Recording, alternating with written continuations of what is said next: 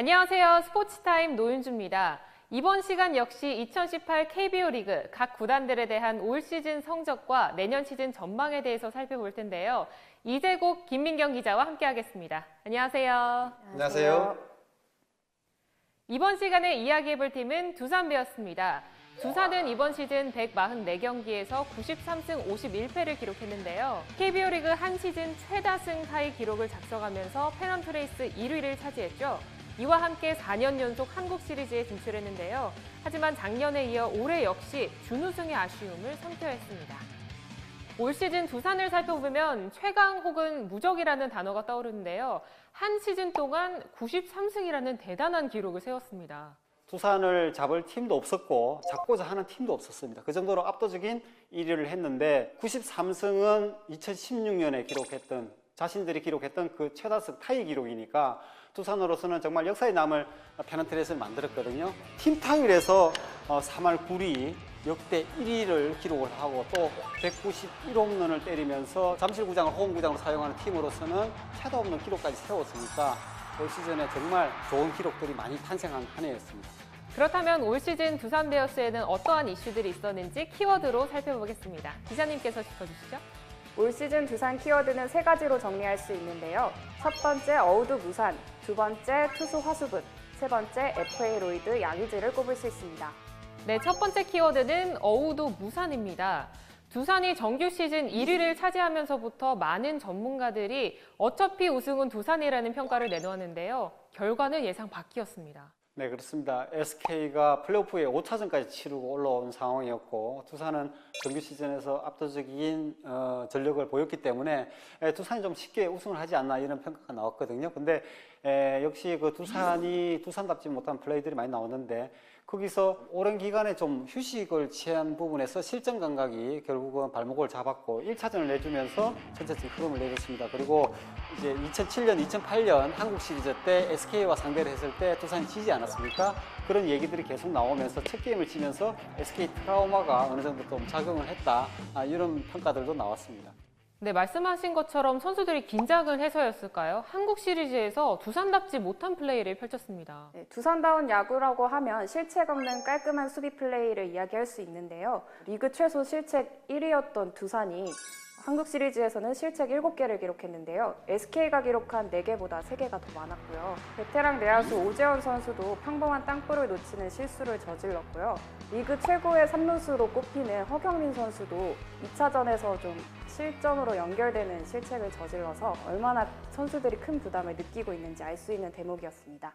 네, 그리고 엎친 데 덮친 격으로 시리즈 중 팀의 주축 선수인 김재현 선수가 3차전을 앞두고 부상으로 전력이 이탈하면서 큰 문제가 생겼는데요. 이렇게 김재현 선수의 역할을 대체할 수 있는 선수가 없었습니다. 어쨌든 파레디스 선수가 부진해서 퇴출이 되고 또 새로운 선수 반슬라이크 선수를 영입을 했지만 이 선수 역시 제대로 적응을 하지 못하면서 사실상 외국인 타자 없이 페넌트 레이스 1위를 달성을 했거든요. 그렇지만 한국 시리즈에서 역시 김재현 선수가 다치고 빠지고 나니까 외국인 타자의 공백이 좀 크게 느껴졌고 또 하나는 오재일 선수가 그 중심 역할을 해줘야 되는데 오재일 선수가 부진하다 보니까 타선이 전반적으로 무게감이 완전히 확 떨어지는 그런 상황을 맞이했습니다. 그런 부분에서 자신감이 넘치는 SK에 비해서 두산이 결국 기세에서 밀리지 않았나 그런 생각이 들었습니다.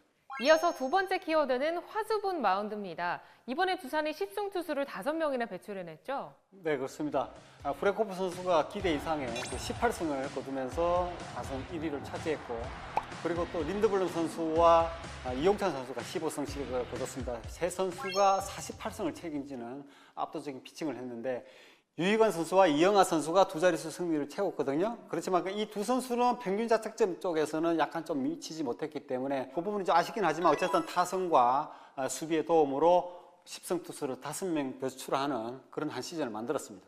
선발로 보직을 변경한 이용찬 선수가 신의 한 수가 되었어요. 사실 이용찬 선수가 보직을 변경하게 된 배경은 왼손 5선발 투수였죠. 지난 시즌 한덕준 선수가 불펜 보강을 위해 보직을 이동하면서 연쇄 이동을 했던 건데요. 초반에 그리고 이용찬 선수가 기대 이상의 성적을 내고 있다고 했을 때 그 비결을 물으니까 나는 메인이 마지막이라는 생각으로 마운드에 오르고 있고 그게 효과를 보고 있다라는 말을 했습니다.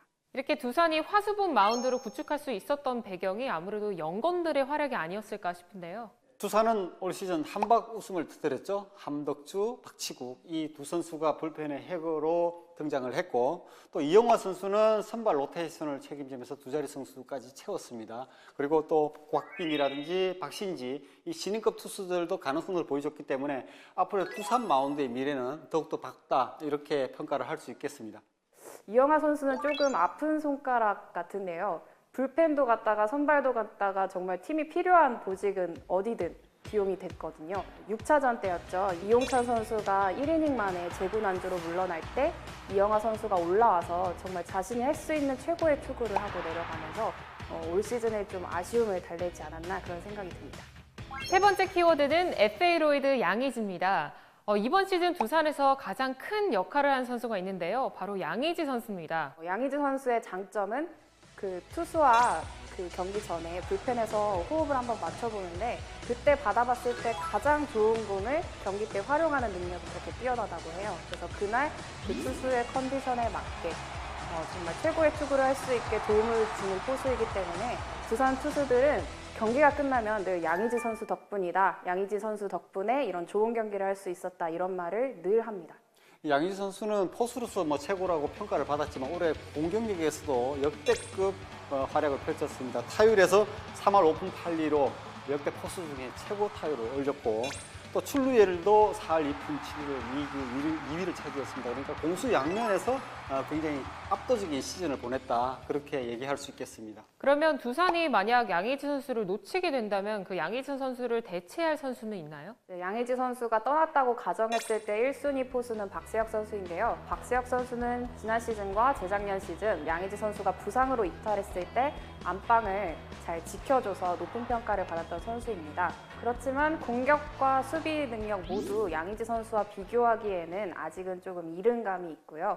두산에서는 공수 양면에서 전력이 핵이기 때문에 양의지 선수를 이제 반드시 좀 잡겠다라는 그런 목표를 가지고는 있지만 양의지 선수가 다른 팀이 만약에 갈 경우에 대비해서는 지금 이야기했듯이 여러 가지 방안들을 마련해 놓고 있기 때문에 다각도로 검토를 하지만 어쨌든 지금 현재로서는 양의지 선수를 잡겠다. 이런 쪽으로 원론적인 이야기를 하고 있습니다. 지금까지 올 시즌 두산에 대한 이야기를 해봤는데요. 이제 내년 시즌 전망에 대해서 이야기해 보도록 하겠습니다. 우선 외인 타자는 어떻게 해야 될까요? 외국인 타자에 대해서는 전반적으로 좀 길게 호흡을 하면서 체크를 하겠다. 모든 가능성을 다 열어놓고 심지어 이제 다른 구단에서 나온 외국인 타자까지 포함을 해서 우리 팀에서 가장 적합한 선수가 어떤 것인가 그렇게 좀 고민을 많이 하겠다라는 그런 얘기를 했습니다. 그럼 외인 타자에 이어서 외인 투수의 전망도 궁금해지는데요. 두산은 어쨌든 두 선수를 반드시 잡아야 될 핵심 전력이라고 판단을 하고 있고 최대한 그러니까 국내 수준에서는 최고 대우를 해주겠다라는 이런 방침을 가지고 있지만 일본에서 단연 계약을 제시한다든지 우리가 더 이상 경쟁을 할 수 없다. 이런 부분 정도까지 몸값이 치솟는다 그러면 두산으로서도 결국은 어쩔 수 없지 않느냐. 그렇지만 지금 현재로서는 우리 쪽이 그래도 유리한 측면이 있지 않을까 그런 판단을 하고 있습니다. 그럼 이쯤에서 궁금해지는 점이 내년 시즌에는 새로이 가세해야 할 전력이 있을까요? 두산은 2019년 신인 드래프트 1차 지명으로 김대한 선수를 선택했는데요. 시속 150km짜리 직구를 던질 줄 아는 투수이기 때문에 투수로 키워보고 싶다는 뜻을 내비치긴 했습니다. 그런데 김대한 선수는 얼마 전 청소년 야구 대회에서도 4번 타자로 홈런을 칠 정도로 타격 능력이 굉장히 좋은 선수예요. 본인도 타격 쪽에 조금 더 관심이 있다는 뜻을 내비치기도 했습니다. 김대한 선수가 신인 1차 지명 선수로 시구를 했는데 포수의 머리 위를 한참 넘어가는 그런 공을 던져서 김태형 감독이 마시던 물이었는지 커피였는지를 흘리실 뻔했어요. 그래서 그걸 보고 본인이 타자를 하고 싶다는 뜻을 크게 어필한 게 아니냐 이런 질문을 했었는데 본인은 긴장해서 그런 겁니다 하고 넘어가더라고요. 그래서 다음 시즌에 타자 김대한을 만날지 투수 김대한을 만날지 참 궁금해지는 시즌이 될 것 같습니다. 이렇게 지금까지 올 시즌 두산 베어스에 대한 이야기와 내년 시즌 전망까지 함께 살펴봤는데요. 과연 두산이 올 시즌 한국 시리즈에서 남긴 아쉬움을 뒤로하고 내년 시즌에도 강한 저력을 보여줄지 지켜봐야겠습니다. 지금까지 이재고 김민경 기자와 함께했습니다. 저희는 다음 시간에 다시 찾아뵙겠습니다.